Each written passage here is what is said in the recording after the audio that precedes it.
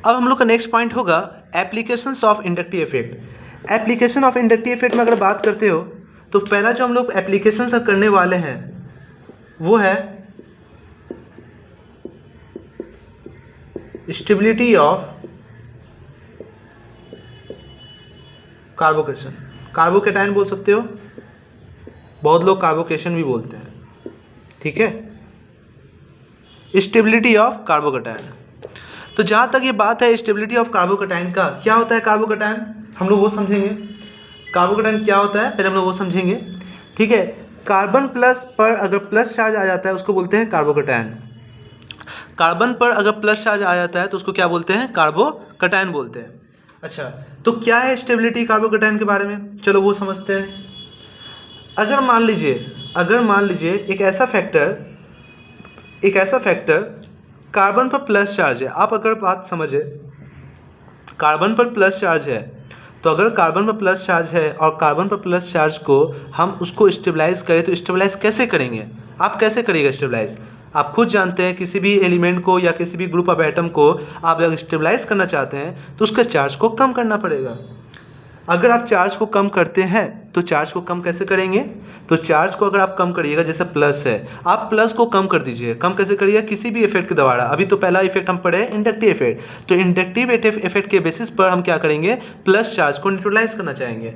अगर ये plus charge अगर खत्म हो गया ये न्यूट्रल हो जाएगा, अगर ये न्यूट्रल हो गया या न्यूट्रल होने के बराबर है, पूरा न्यूट्रल नहीं हुआ, चार्ज अगर प्लस चार्ज कम हो जाएगा तो क्या होगा, ये क्या होगा, स्टेबल हो जाएगा। कैसे स्टेबल हो जाएगा आप खुद बताइए। अगर ये प्लस रहेगा तो किसी माइनस से वो क्या चाहेगा, इंटरेक्ट करना चाहेगा, किसी भी माइनस से इंटरेक्ट करना चाहेगा।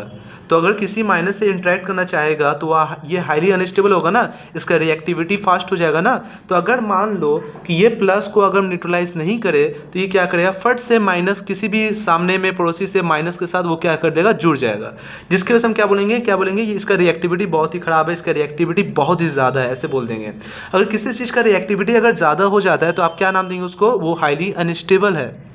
तो अगर एक काम करते हैं, ये माइनस से रिएक्ट नहीं करना चाह रहा है, ये माइनस हम चाह रहे कि ये माइनस से रिएक्ट नहीं करे, तो अगर ये माइनस से या एनायन से बोल दो, ये तो कटायन है, हम एनायन से रिएक्ट करने नहीं देंगे। तो कैसे नहीं करने देंगे, एनायन इसके ऊपर इंटरेक्ट नहीं करेगा। कब नहीं करेगा, जब इसका प्लस को हम क्या कर देंगे, ख़त्म करना चाहेंगे। अगर इसके प्लस को ख़त्म कर देंगे तो इसके ऊपर एनायन अटैक नहीं करेगा। अगर एनायन अटैक नहीं करेगा तो आप क्या बोलेंगे, ये कार्बन स्टेबल हो गया, क्योंकि इसके रिएक्टिविटी में कमी आ गया। रिएक्टिविटी में कमी आने का मतलब क्या हो गया कि ये प्लस क्या हो गया, इसका ख़त्म हो चुका है, अब ये माइनस से रिएक्ट नहीं करेगा। अब जब ये कार्बन प्लस इसका चार्ज कम हो गया, अब ये माइनस से रिएक्ट नहीं करेगा, तो हम क्या नाम दे देंगे, क्या बोलेंगे, ये स्टेबल हो गया, इसका रिएक्टिविटी स्लो हो गया। तो कार्बन का स्टेबिलिटी में बहुत इंपॉर्टेंट रोल है, किसका, इंडक्टिव इफेक्ट का। आप इंडक्टिव इफेक्ट अगर कराना चाह रहे हो तो ध्यान रखें, अगर इंडक्टिव इफेक्ट में अगर यूज़ कर रहे हो तो अगर ये इंडक्टिव इफेक्ट कार्बन को अगर क्या करता है, स्टेबलाइज कर देता है, तो हम क्या बोलेंगे, स्टेबिलिटी ऑफ कार्बोकेटाइन में इंडक्टिव इफेक्ट का एप्लीकेशन हुआ है। ओके, तो चलो स्टार्ट करते हैं। पहला ही काम करते हैं, कार्बोकेटाइन के बारे में बात कर ले। एक ऐसा कार्बन जो 3 बॉन्ड होगा, पहले हम लोग कार्बोकेटाइन के बारे में बात कर रहे हैं। ओके, पहले हम लोग कार्बोकेटाइन के बारे में बात कर रहे हैं। एक ऐसा कार्बन जिसमें 3 बॉन्ड होगा, जुड़ा रहेगा, किसी से भी जुड़ा रहेगा नहीं पता, और उसके ऊपर अगर प्लस चार्ज होता है तो इसी को बोलते हैं क्या है, कार्बोकेटाइन। ओके, कार्बोकेटाइन के बारे में अगर बात करते हैं तो इसके बहुत सारे फीचर्स के बारे में बात कर सकते हैं। पहला फीचर जो है वो है हाइब्रिडाइजेशन। क्या है इसका, हाइब्रिडाइजेशन।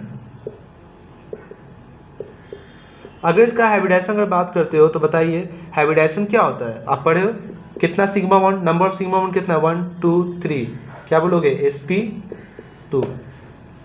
शेप में अगर बात करते हो तो शेप क्या बोलोगे, बताओ, शेप कैसा होगा इसका शेप कैसा होना चाहिए, बताइए। इसका शेप अगर बात हाइब्रिडाइजेशन sp2 है तो इसका शेप कैसा होगा, ट्रायगोनल प्लेनर। आप पढ़े हो, केमिकल बॉन्ड में पढ़े हो, है ना, ट्रायगोनल प्लेनर।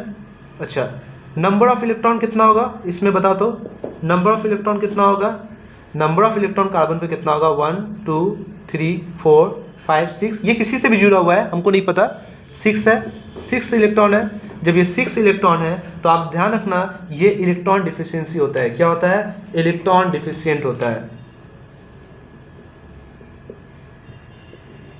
ये इलेक्ट्रॉन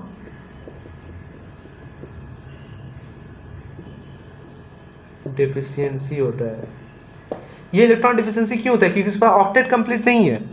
अगर 6 इलेक्ट्रॉन है, इसके आउटर मोस्ट शेल में अगर ऑक्टेट कंप्लीट हो जाए तो ये स्टेबल है, मगर ये स्टेबल नहीं है क्योंकि वहाँ प्लस चार्ज है। प्लस चार्ज का मतलब इलेक्ट्रॉन डिफिशियंसी, सीधा सा बात है। तो इसलिए ध्यान रखना ये हाईली क्या होता है? हाईली अनस्टेबल होता है। तो हम इसी को तो स्टेबलाइज करना चाहते हैं ना, किसके थ्रू? इंडक्टिव इफेक्ट की तरफ बेसिस पर। तो कैसे करते हैं, चलो सीख लेते हैं। पहले फटाफट आप इसको नोट करो, मिटाता हूं मैं। स्टेबल कैसे करते हैं? चलो, स्टेबिलिटी ऑफ कार्बोकैटायन, आ जाओ समझते हैं। मान लो मेरे पास कार्बन है जो कि प्लस है और इसमें 3 मिथाइल ग्रुप हम जोड़े हुए हैं, CH3 और ये मिथाइल ग्रुप क्या करते हैं आपको पता है? ये मिथाइल ग्रुप क्या करते हैं बताइए? आपके पास कितने मिथाइल ग्रुप है? 3 मिथाइल ग्रुप, एक ये वाला, एक ये वाला, एक बेचारे ऊपर वाला। अब वो बेचारा क्यों है नहीं पता, आगे बात करते हैं। अब हम ये बोलना चाहेंगे कि ये बताइए, ये कार्बन पर इलेक्ट्रॉन की कमी है, प्लस है। आपको पता है अगर कोई चार्ज प्लस होता है तो उसका इलेक्ट्रोनेगेटिविटी क्या है? बहुत ही ज़्यादा है, उसका इलेक्ट्रोनेगेटिविटी बहुत ही ज़्यादा है।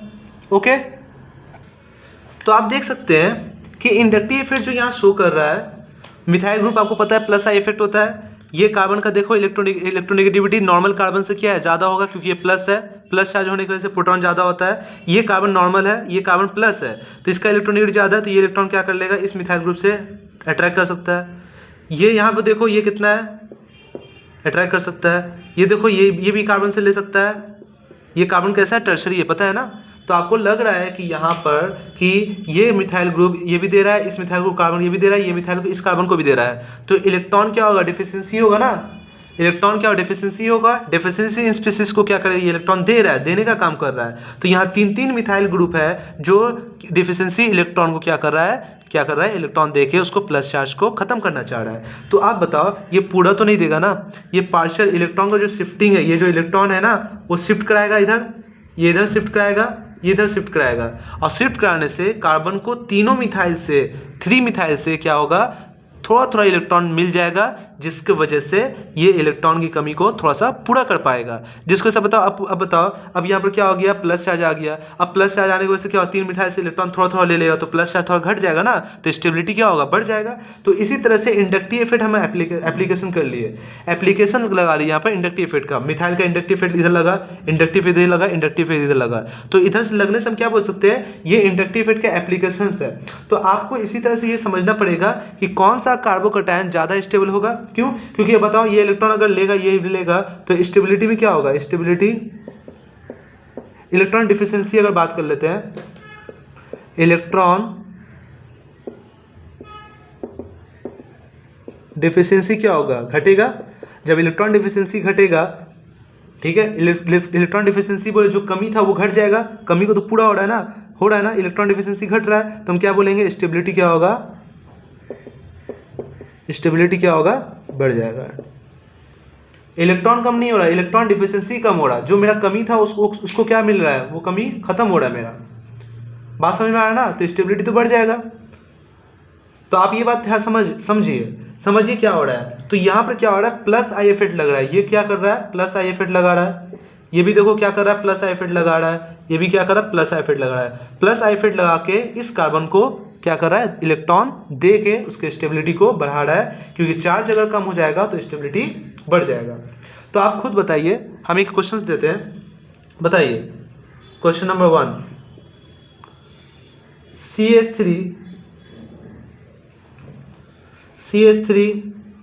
CH2 प्लस, एक ये है ए नंबर।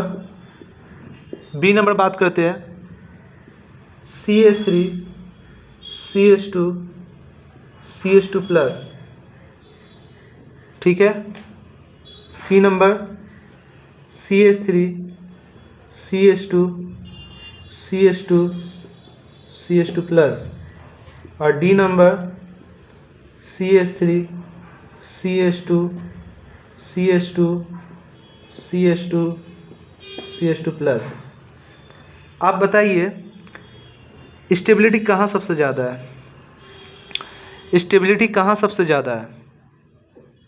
आप थोड़ा समझिए और कोशिश करिए समझने का। इंडक्टिव इफेक्ट किसमें सबसे ज़्यादा है बताइए। या सबसे पहले अगर मैं क्वेश्चन करूँ, ऐसे ऐसे भी लिख सकते हो, इसको ऐसे भी कर सकते हो। अभी अभी हम ये बोल सकते हैं क्या कि कार्बन का ये क्या करेगा, देखो ये कार्बन है, प्लस है, इलेक्ट्रॉन डिफिशिएंसी है, यहाँ पर कितने कार्बन, मिथाइल है, एक मिथाइल है।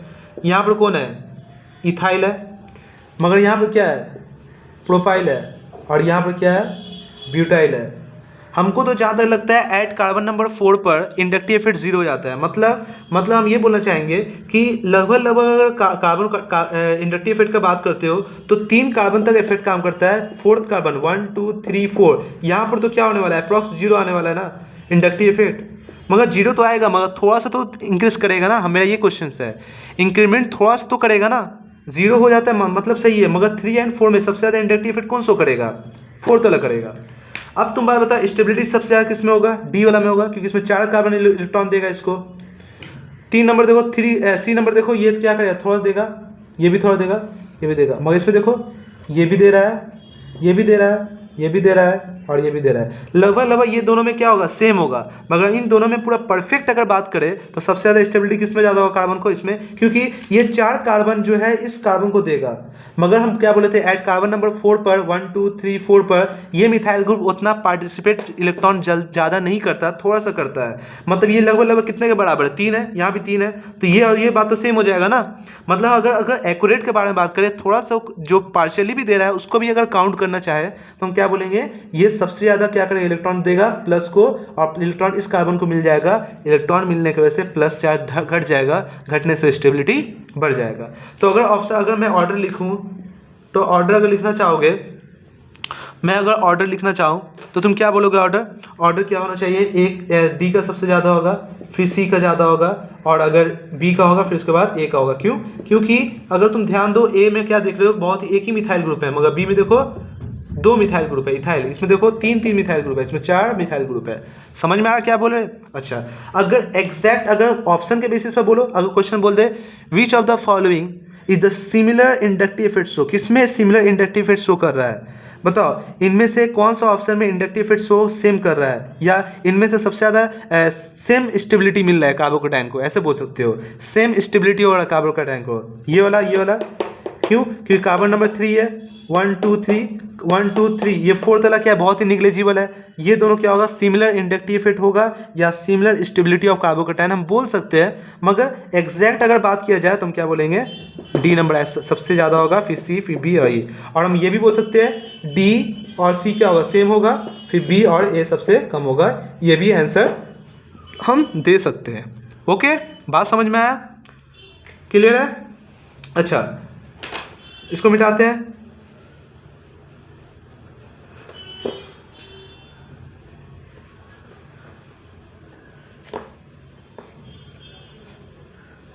अब थोड़ा समझिए,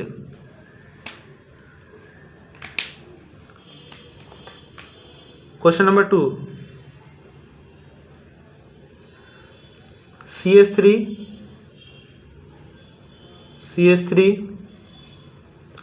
प्लस, ए नंबर, बी नंबर बात करते हैं, CH3 CH3 प्लस, सी नंबर बात करते हैं, CH3 CH2 plus, D number बात करते हैं, CH3 CH2 प्लस। बताइए सबसे ज़्यादा स्टेबिलिटी किस में मिलेगा कार्बोकेटाइन को, सबसे ज़्यादा कौन से ऑप्शन में अगर बात करते हैं ABCD, सबसे ज़्यादा स्टेबिलिटी कौन होगा। तो आइए चेक करते हैं। बताइए, इस कार्बन को इलेक्ट्रॉन चाहिए, प्लस है, सबसे ज़्यादा कौन देगा, ये देगा मिथाइल ग्रुप, ये भी देगा और ये भी देगा, ज़्यादा स्टेबिलिटी मिलेगा। ओके, फिर देखिए इनमें कौन है, दो है, एक मिथाइल ग्रुप ये, एक मिथाइल ग्रुप ये देगा। इसमें देखिए एक ही देने वाला है, इसमें देखिए ये भी देगा ये भी देगा, लीनियर है। मगर अगर हम बात करते हैं इसमें दो है, मगर इसमें भी दो है, मगर ये कार्बन से डायरेक्ट अटैच है, ये मिथाइल इस कार्बन से डायरेक्ट अटैच है, मगर ये कार्बन से डायरेक्ट अटैच एक ही है। तो inductive effect is the distance defect. Distance defect होने मतलब इसका पावर इस पर एक्ट ज़्यादा नहीं करेगा, मगर ये मिथाइल ग्रुप और ये मिथाइल ग्रुप इन दोनों पर डायरेक्ट अटैक कर रहा है इलेक्ट्रॉन देने का, मगर ये इस कार्बन को देने का बस यही कार्बन है, ये देगा और ये थोड़ा सा देगा, ज़्यादा नहीं दे रहा है। तो हम बोलेंगे सबसे अच्छा ऑर्डर अगर बात कर ले, order of stability of carbocation पूछ ले तुमसे, तो तुम क्या बोलोगे सर ए सबसे ज़्यादा स्टेबल होगा, समझ में आया, ज़्यादा इलेक्ट्रॉन दे रहा है, ये भी दे रहा है, ये भी दे रहा है, ये भी दे रहा है, तो प्लस को क्या करेगा, डिक्रीज करेगा। फिर होगा बी, फिर होना चाहिए डी, सी नहीं होना चाहिए, सी क्योंकि एक ही मिथाइल है, यहाँ देखो इथाइल है, फिर होगा डी और फिर क्या होगा सी, ये ऑर्डर जाएगा। समझ में आया क्या बोल रहे, क्लियर है? अच्छा, नेक्स्ट क्वेश्चन करते हैं।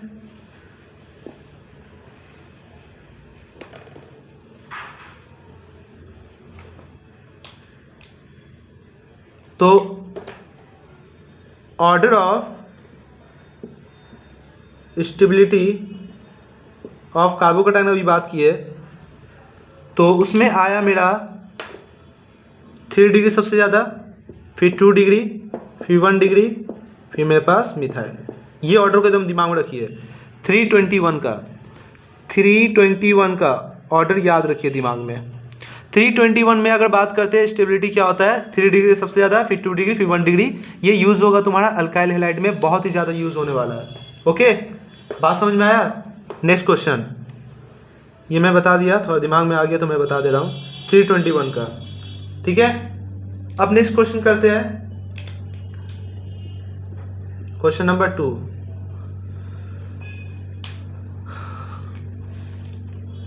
बताइए,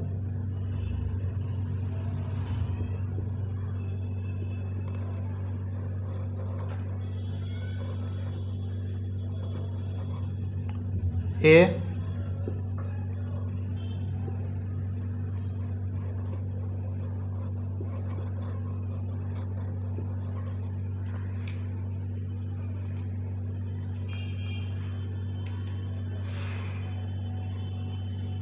Cl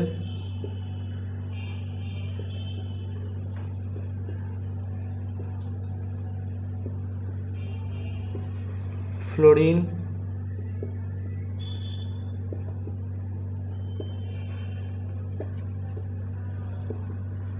नाइट्रो। बताइए सबसे ज़्यादा इंडक्टिव इफेक्ट किस में होगा, सबसे ज़्यादा इंडक्टिव इफेक्ट किस में होगा बताइए। आप क्या बोलेंगे, आप ये बोलेंगे कि सर सबसे ज़्यादा स्टेबिलिटी किस में होगा। ओके, देखिए ये देखिए 1 2 3 सब में 3 है कार्बन, मगर अब ये बात बताइए इसमें जुड़ा हुआ क्या है, इसमें Cl जुड़ा हुआ है, फ्लोरीन जुड़ा हुआ है, NO2 जुड़ा हुआ है, जितने सारा मैं दिया हूँ सभी सब माइनस आई इफेक्ट है। एक चीज़ ध्यान रखना, माइनस आई इफेक्ट क्या करता है, इलेक्ट्रॉन निकालता है ना, ये माइनस आई इफेक्ट है ना, ये क्या करेगा, ये माइनस आई इफेक्ट क्या करेगा, ये इलेक्ट्रॉन निकालेगा इस कार्बन से, ये कार्बन क्या करेगा, ये इससे निकाल लेगा, इससे भी निकालेगा। बात समझ में क्या बोल रहे, ये क्लोरीन क्या करेगा, क्लोरीन इस कार्बन से इलेक्ट्रॉन निकालेगा। अब ये क्या होगा, डेल्टा नेगेटिव हो जाएगा और ये डेल्टा पॉजिटिव हो जाएगा। अब ये डेल्टा पॉजिटिव हो जाएगा तो इससे भी इलेक्ट्रॉन लेगा, इससे भी इलेक्ट्रॉन लेगा। अब देखो इलेक्ट्रॉन जब इससे लेगा तो ये प्लस चार्ज पहले ही से था और भी प्लस चार्ज बढ़ जाएगा।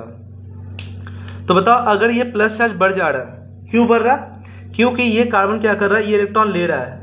ये कार्बन क्या कर रहा है, ये क्लोरीन जो है जिस कार्बन से जुड़ा हुआ तो ये तो माइनस आई इफेक्ट है ना, इलेक्ट्रॉन ले लेगा, ठीक है।